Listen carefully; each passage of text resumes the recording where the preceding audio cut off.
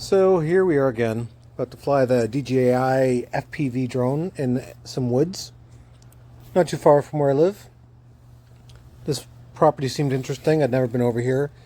It looks like it borders on people's backyards, but I think most of this is commercial property. It's right around a couple cell towers.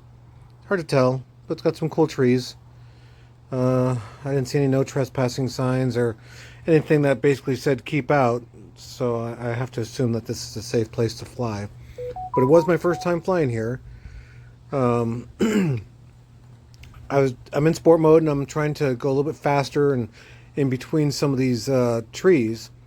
You know, they're not very narrow. It doesn't take a lot of skill to do this at all, but it is kind of fun. I mean, flying into the unknown. I mean, I don't know what's there. I mean, there could be, I don't know, twine or a vine literally between two trees or something that I'd fly the drone into, and then I'd have to get off my butt and walk over there and pick it up. But here, as you see, just a little bit of, flying around. I think on average I'm like at 15 miles an hour or so here. It looks like it's faster because I'm lower. I do get going faster, but not a whole lot. I think the fastest I got in and around these trees and obstacles is about 30 miles an hour. I was pretty unsure what to expect here. I see the props in the camera view. It's so funny how people are so damn opinionated online. Oh, gotta cut the props out or adjust the settings so you can't see the props. I like seeing the props. You know, there on the left you can see the propeller spinning. Who cares? Some people are so damn picky. I mean, I'm not trying to make a movie or do anything that's truly cinematic for production value. This is just for fun. If I want to have the props in, I want to have the props in. Nobody needs your opinion.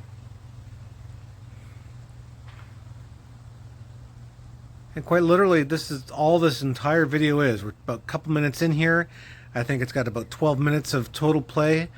And yeah, you're going to see a lot of the same. Over and over and over again. I don't think I got any better at it. I did go above the canopy and come back down. I actually, there's a down log that had a gap that I flew under, both directions. I was a little bit slow at first. Here I'm picking up some speed.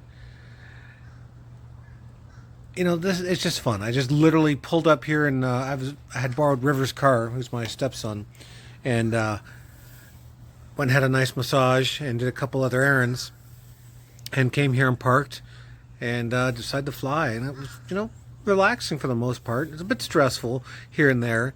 I find more or less that I have an issue with my eyes watering as I'm concentrating on what I'm looking at as I'm flying the drone.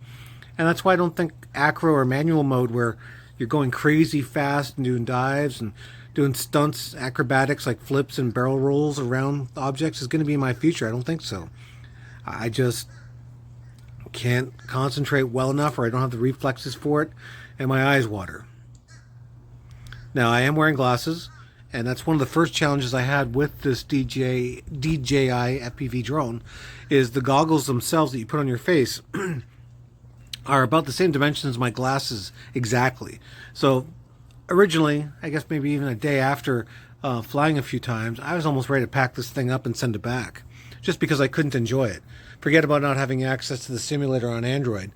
But I was a bit frustrated. But I came up with the little simple trick of literally, as I approached putting the glasses on or goggles on my face, I pushed my glasses frames in the gap of the goggles and then pushed around my glasses on my face a little bit more, and then put the strap behind my face. And it seems to work fine. So yeah, try not to put the strap around your back. You'll really hurt yourself. Man, it's so funny how when you're trying to do stuff live like this, how you misspeak. But anyway, this bit of land is behind a gas station. The property that was mostly vacant to the one side that's open and cleared is where Whaley's Barbecue used to be. I never actually had any of their barbecue sandwiches, but they had to relocate. I don't know if they were paying rent and there was an issue or whatever, but they cleaned it all up. No longer there. But there's a cell tower right to my right. I don't actually fly around it, but I'm kind of flying, around the space that it's in. There's actually two of them, not too far apart. I did find that the cell towers affected my transmission range when I went above the tree line, but not down here low. Here low, I could do this all day, no problems. And of course, these trees are pretty skinny. There's nothing challenging really about this. The biggest challenge here is to make sure you don't hit something. You know, as long as you're cognizant of what's around you. I find that as you bank in one direction, left or right, there are what are called, what is it called? Coordinated turns.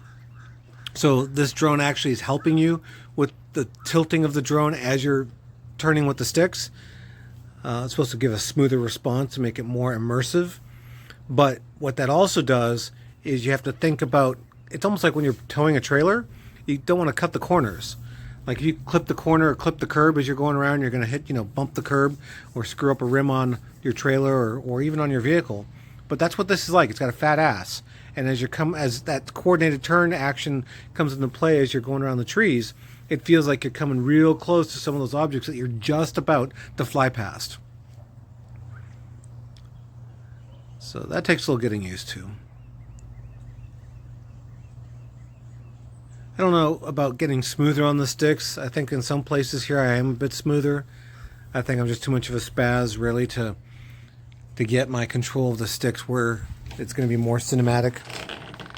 And I'm sitting in a chair here, so it's going to lean back so I can talk a little bit more. And this is a voiceover. I joined the 4 clips together and just hit record to do the voiceover and annotate this, and this is what you get. And there's that first tower. There's one behind me on the right, and this one's ahead of me on the right. And in the distance there's Lake Stemper.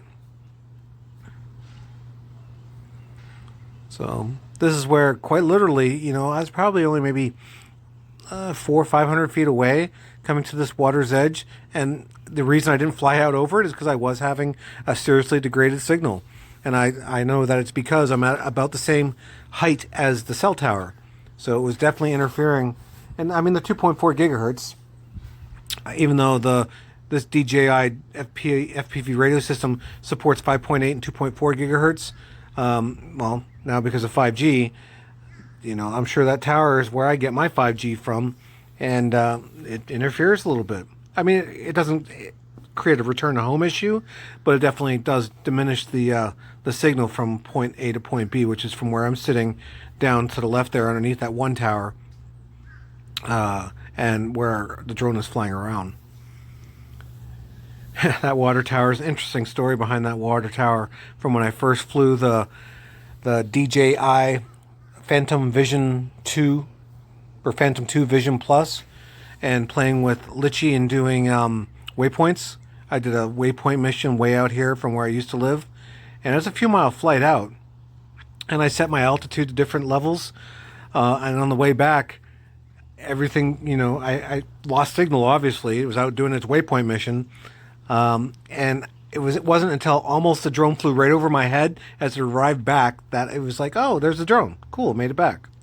And then I went inside to watch the video. Holy crap, I almost shit myself, because that water tower you see in this video is one of the things I flew over, and when I adjusted the height of the drone and the waypoints, I didn't even stop to think of how tall a water tower was. I came pretty close, probably, maybe 30, 40 feet above it, but to me that was way closer than I expected.